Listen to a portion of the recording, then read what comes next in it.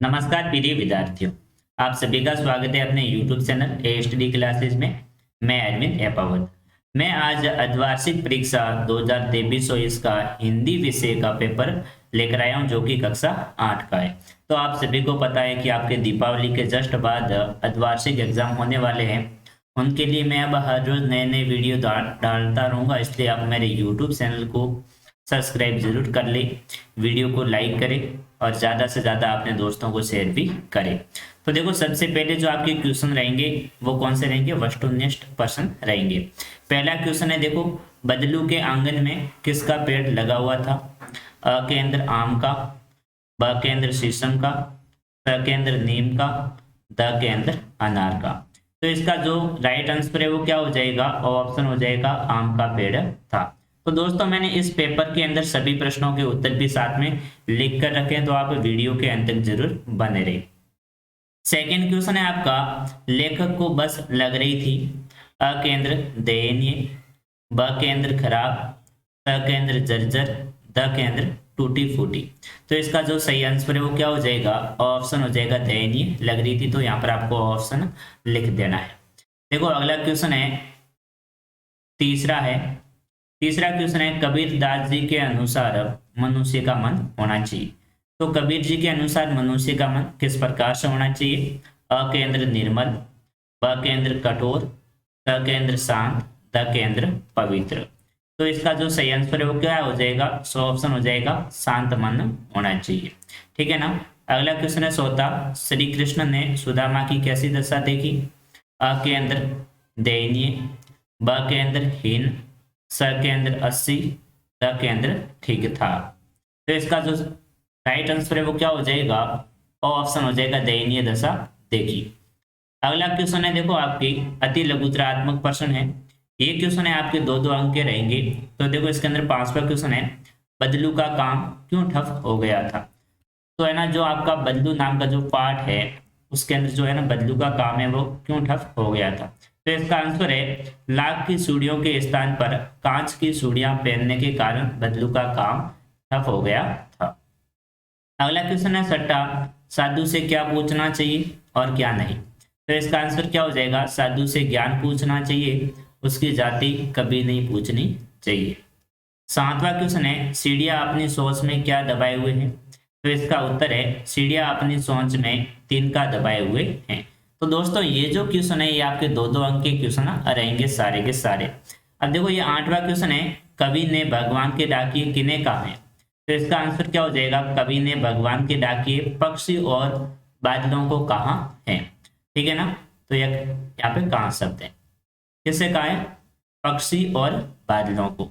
जो अगले क्वेश्चन है आपके लघुतरात्मक प्रश्न रहेंगे। ये क्वेश्चन है आपके 3 या 4 अंक के रहेंगे।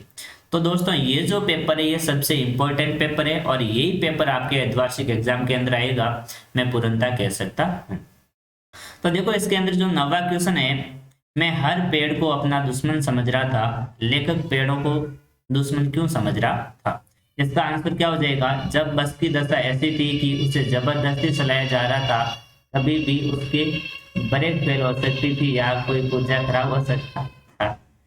इस भयभीत मन स्थिति में जो भी पेड़ आता उसे देखकर लेखक को डर लगता था कि उसकी बस उससे टकरा जाएगी, इसलिए लेखक हर पेड़ को अपना दुश्मन समझ रहा था। इस प्रकार से आप इस क्वेश्चन का आंसर लिख दोगे। तो दोस्तों, एक बात और, अभी तक आपने मेरे YouTube चैनल को सब्सक्राइब नहीं किया है तो उसे सब्सक्राइब करें, वीडियो को लाइक करें और ज्यादा से ज्यादा अपने दोस्तों को शेयर भी करें।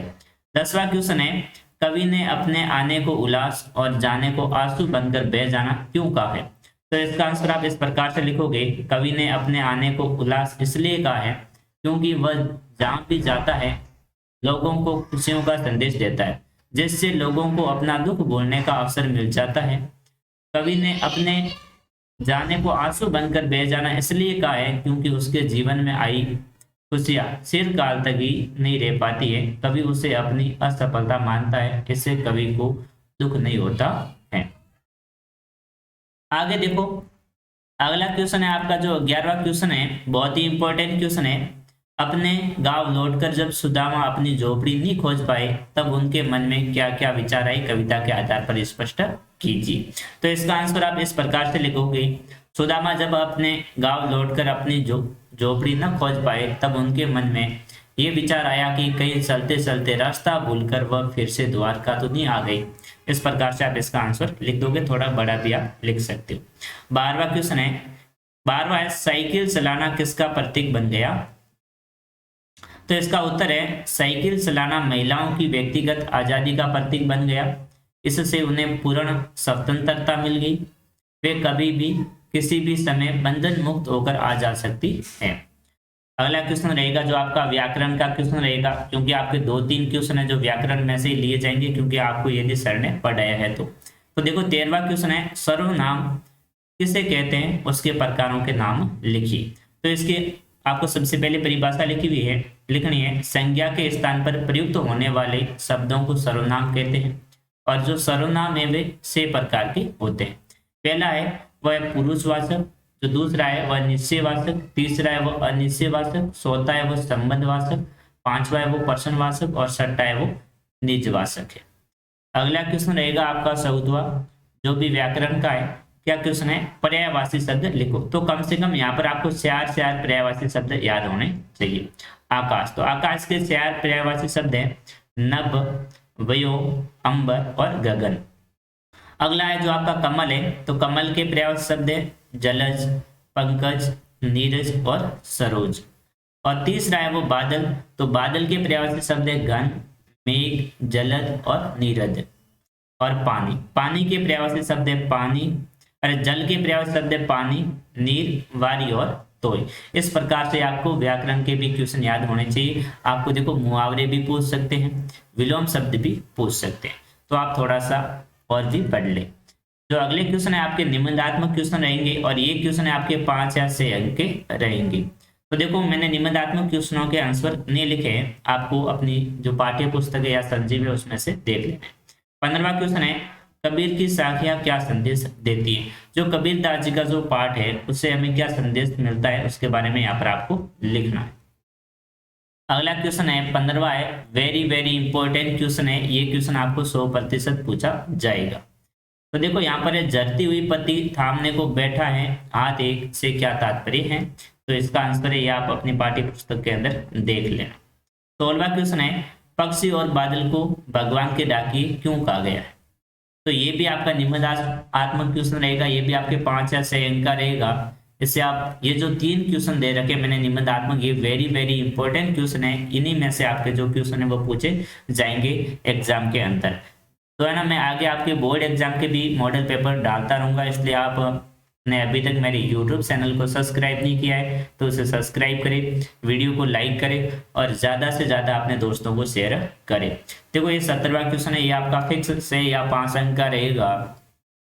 आपने 8वीं कक्षा उत्तीर्ण कर ली है तथा 9वीं कक्षा में प्रवेश लेना चाहते हैं, अपने विद्यालय के प्रधानाध्यापक जी को स्थानांतरण प्रमाण पत्र टीसी प्राप्त करने हेतु प्रार्थना पत्र लिखिए। तो यहाँ पर आपको टीसी प्राप्त करने हेतु एक प्रार्थना पत्र लिखना है। तो ये तो देखो नॉर्मल है, सेवा में श्रीमान प्रधानाध्यापक महोदय, फिर स्कूल का नाम, फिर यहाँ पर आप विषय लिख सकते हो, किस लिए लिख रहे हो, स्थानांतरण प्रमाण पत्र प्राप्त करने हेतु। फिर यहाँ पे लिखना है, सविनय निवेदन है कि मैंने आपके विद्यालय से कक्षा 8वीं उत्तीर्ण कर ली है और मैं आगे की पढ़ाई के लिए 9वीं कक्षा में प्रवेश लेना चाहता हूँ, इसलिए मेरे को जो मेरा स्थानांतरण प्रमाण पत्र टीसी है वो प्राप्त करने की कृपया करावे। इस प्रकार से आप लिख लेना, ठीक है ना। यदि आपको सही तरीके से याद नहीं है तो आपके संजीव पासबुक के अंदर दे रखा है, ठीक है ना। लास्ट क्वेश्चन है, वेरी वेरी इंपॉर्टेंट क्वेश्चन है, किसी एक पर 250 शब्दों में निबंध लिखिए। मतलब 250 शब्दों के अंदर यहाँ पर आपको निबंध लिखना है। ये निबंध तो आपको 100% ही पूछा जाएगा। ये निबंध आपका 6 अंक का रहेगा, पक्का पक्का। तो देखो आपको इसके अंदर देखो मैंने यहाँ पर 4 ऑप्शन दे रखे, इनमें से ये चारों के चारों इंपॉर्टेंट है। पहला है बेटी बचाओ बेटी पढ़ाओ, दूसरा है विद्यार्थी और अनुशासन, तीसरा है जल संरक्षण और चौथा है दीपावली। तो दोस्तों इसके अंदर जो सबसे इंपॉर्टेंट लग रहा है मेरे को, एक तो बेटी बचाओ बेटी पढ़ाओ, एक विद्यार्थी और अनुशासन।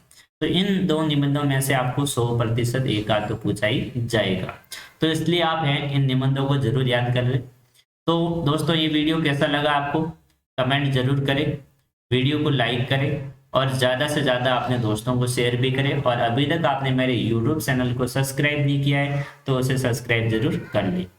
मैं अगले वीडियो में जल्दी मिलूंगा। मैं हर रोज नई नई विषय के पेपर डालते रहूंगा। कल मैं आपके लिए विज्ञान का पेपर लेकर आऊंगा, इसलिए आप बेल आइकन को भी प्रेस कर ले ताकि आपको नोटिफिकेशन मिलता रहे। जय हिंद दोस्तों, जय भारत।